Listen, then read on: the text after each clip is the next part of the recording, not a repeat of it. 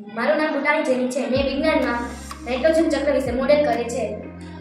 વાતાવરણમાં નાઇટ્રોજન વીજળીના ચમકારા અને બેક્ટેરિયા સાથે જમીનમાં સ્થાપિત થાય છે, તેમનો ઉપયોગ વનસ્પતિઓ અને પ્રાણીઓ કરે છે.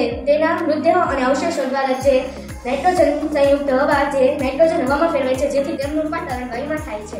Good morning. મારું નામ ટાટાની જાસ્મી છે. મેં આજે અમીબા વિશે પ્રોજેક્ટ કર્યો છે. અમીબા એ જે રંગહીન હોય છે.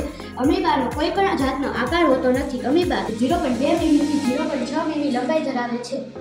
તે મીઠા પાણીમાં રહે છે. તેની કેટલીક જાતિ પણ ખારા પાણીમાં પણ રહે છે.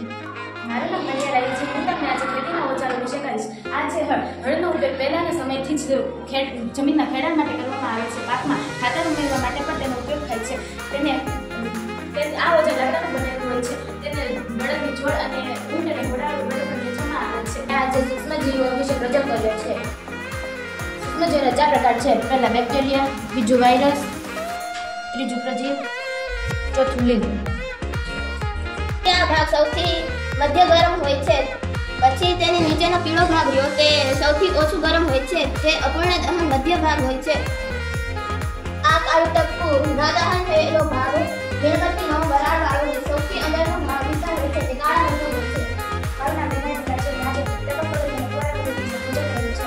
જેમાં આ ફુવારા પદ્ધતિ જેમાં જ્યારથી લોકો જાણતા થયા છે ત્યારથી તે મોટા પાયે અપનાવતા થયા છે. અને જ્યારે ખાતર આપ્યા પછી તેમને 20 થી 30 મિનિટ સુધી ચાલુ રાખવા જોઈએ. પછી છે ટપક પદ્ધતિ. જ્યારે વરસાદ મોટા પાયે નિષ્ફળ જાય છે ત્યારે પાણી ઓછું બગડે છે અને ખાતર સીધું જ છોડ સાથે મૂળમાં ભળી જાય છે.